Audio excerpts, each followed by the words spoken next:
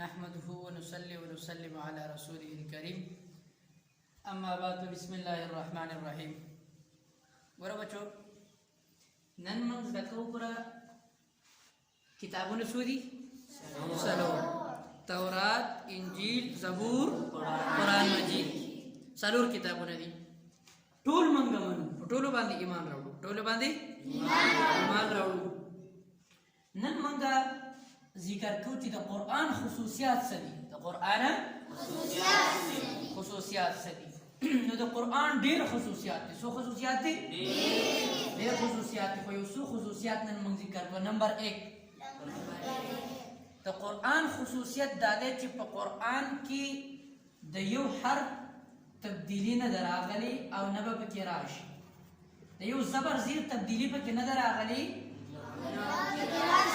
او نه به پکې تبدیلی نه ده راغلې. پوه شوې؟ اولنۍ خصوصیت دی د قرآن. او په نورو تورات، انجیل، په دې کتابونو کې تبدیلی راغلې ده. نو د قرآن خصوصیت څه شو چې په قرآن کې تبدیلی نه ده راغلې. دویم خصوصیت د قرآن مجید. د قرآن دویم خصوصیت دا دی چې نور کوم کتابونه دي، تورات ته، انجیل دی، دا کتابونه چا حفظ کړي نه وو، یاد کړي نه وو. پوه شوئ؟ خو د قرآن د 6 کالو بچی، د 5 کالو بچی د قرآن حافظ جوړیږي. دا د قرآن خصوصیت دی.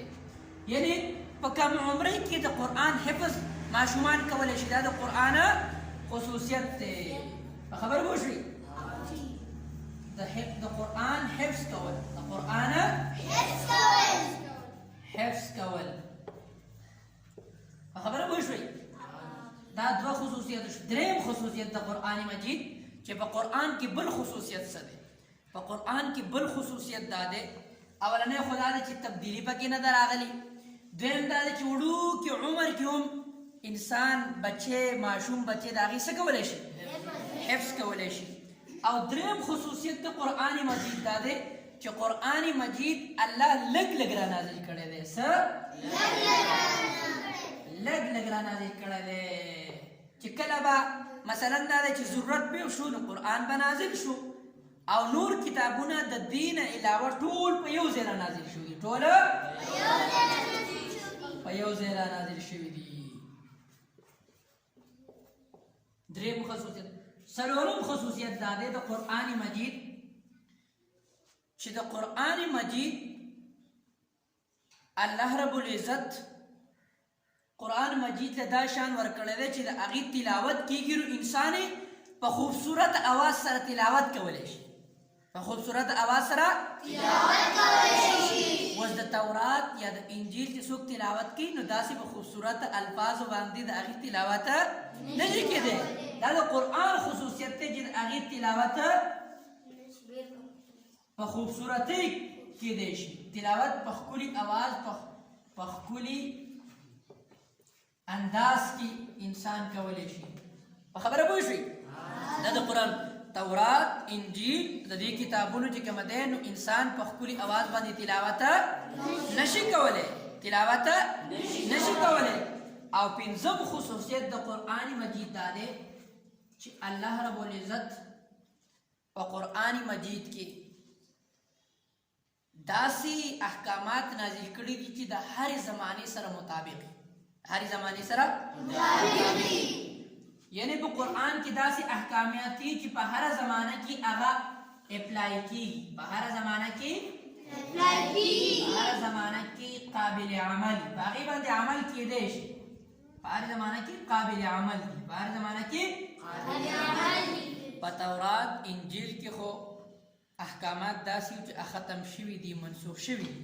خو په قرآن مجید کې الله داسې احکامات نازل کړي دي، داسې احکامات یې رالیږلي چې د قیامت د ورځې پورې انسان په هغې باندې څه کولی شي؟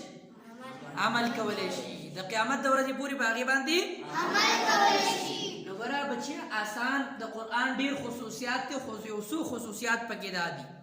اولنۍ قرآن چې کومه دی نه قرآن کې تبدیلي راغلې ده او نه به پکې تبدیلي راشي.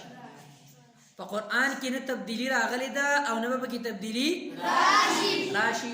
دویم خصوصیت دا دی چې د قرآن حفظ کول انسان حفظ کولی شي نور کتابونه انسان حفظ کولی نشي دریم خصوصیت دا دی چې قرآن الله لږ لږ نازل کړی دی او نور کتابونه الله په یو ځای نازل کړي خبره پوه شئ یعنی چې کله به د څه حکم ضرورت شو نو الله به د هغې موقع مطابق حکم نازل کړو خبره پوه شئ او څلورم دا دی چې د قرآن تلاوت په ښکلي انداز په ښکلي آواز په ښکلي طرز کې انسان کولی شي د باقي کتابونو چې کومه دی تلاوت په ښه انداز په ښکلي آواز په ښه طرز باندې نشي کېدی او پنځم دا دی چې په هره زمانه کې د قرآن مجید احکام قابل عمل دي یعنی په قرآن مجید کې چې کومه احکامات دي کومه آیاتونه دي په هغې باندې انسان څه کولی شي عمل کولی شي او د قیامت د ورځې پورې به صحیح عمل به پرې کېدی شي په خبره پوه شئ او نمبر 6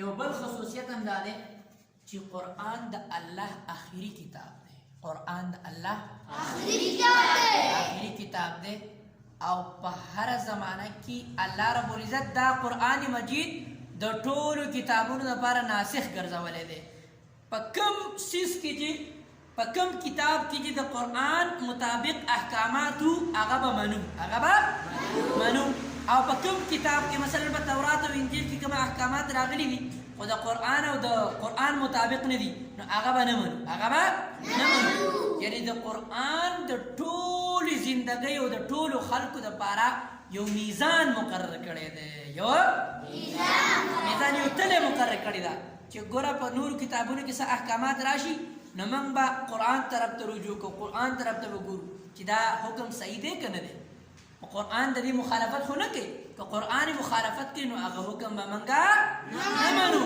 نو قرآن خصوصیت یو دا دی چې قرآن د الله آخري کتاب